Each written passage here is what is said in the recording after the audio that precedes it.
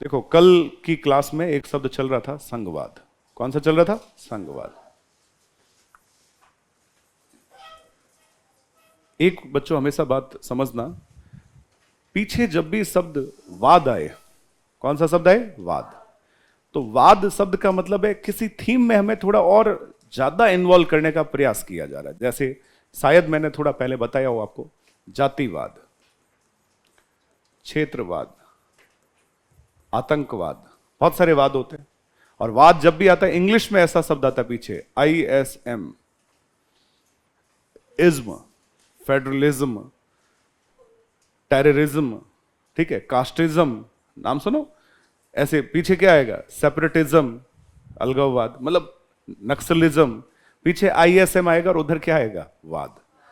तो इसका मतलब, संघ का मतलब क्या होता है? जहां केंद्र के साथ कौन हो? राज्य।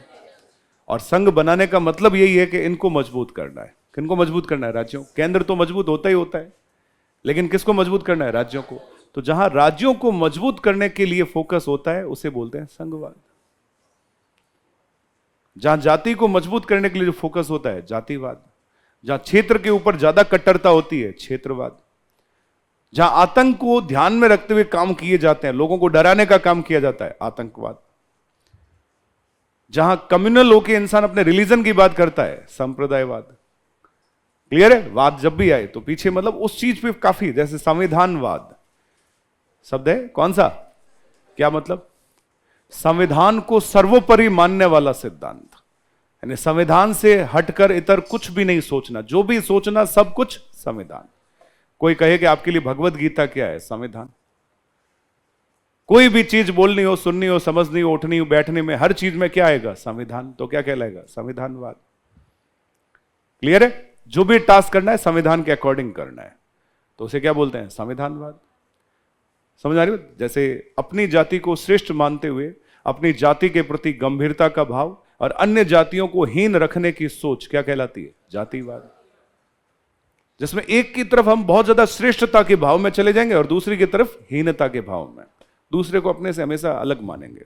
नहीं साहब, हमारी जाति, मेरी जाति, मेरी जाति के प्रति, मेरी जाति के लोग, मेरी जाति का आदमी, मेरी जाति की औरत, मेरी जाति के लोगों के लिए, ऐसी सोच जो है वो क्या कहलाती है? जातिवाद।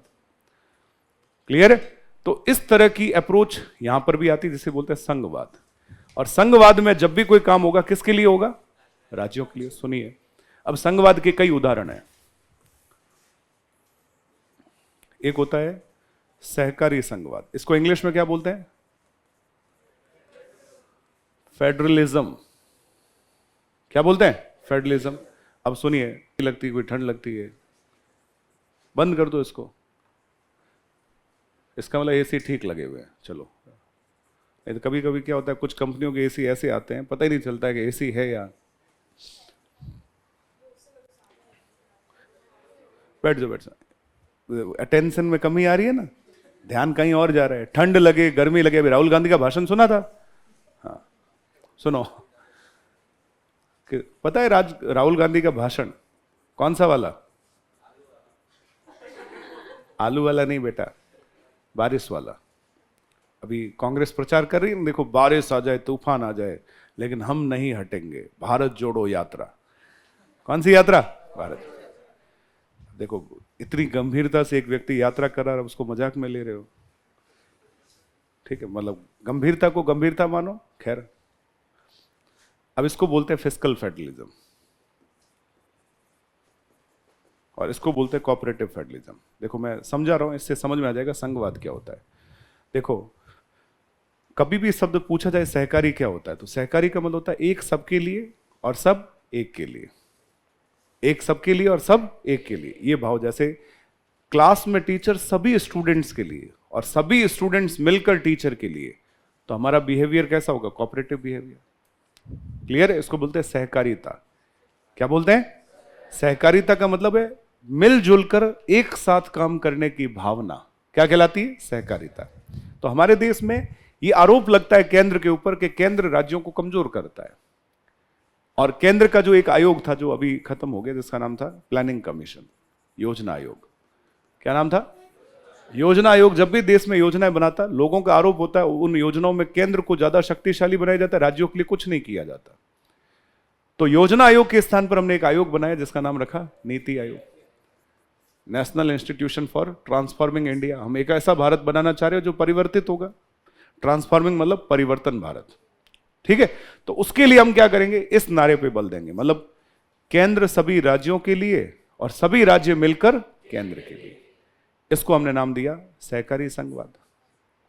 भाई सहकारी मतलब एक सबके लिए, सब एक के लिए, टीचर स्टूडेंट्स के लिए, स्टूडेंट टीचर्स के लिए। क्लियर है भाई? सारथी सारे विद्यार्थियों के लिए, सारे विद्यार्थी सारथी के लिए समर्पित। ये कौन सी भावना है? सहकारिता। सेम ऐसी फीलिंग आपको कहां आएगी? यदि केंद्र सभी राज्यों के लिए और सभी राज्य मिलकर केंद्र के लिए, ये भाव यदि हमारे अंदर होगा, प्लानिंग में, सोच में, डेवलपमेंट में, तो देश का विकास अच्छे से होगा।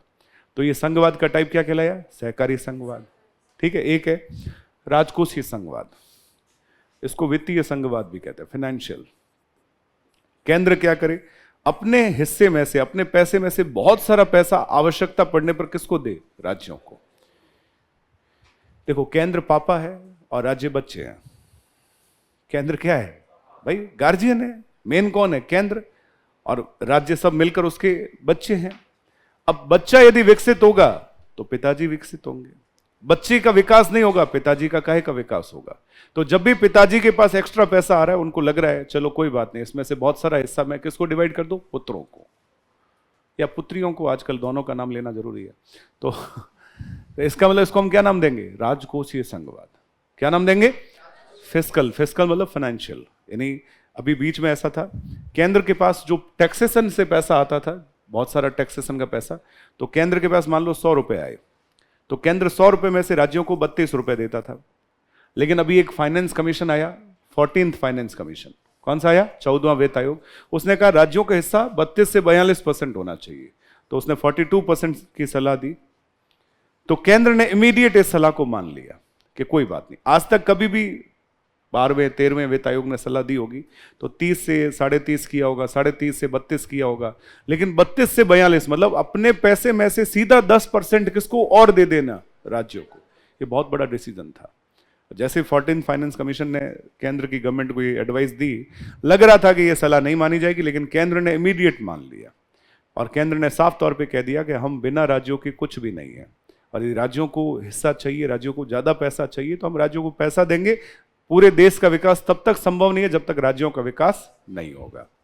इस तरह की बातें जब भी आती है उसे हम बोलते हैं फेडरलिज्म। क्या बोलते हैं? फेडरलिज्म। इसके कई टाइप हो सकते हैं, सहकारी संघवाद, राजकोषीय संघवाद, कई टाइप हो सकते हैं। उद्देश्य एक ही है, किसको मजबूत करना? राज्यों।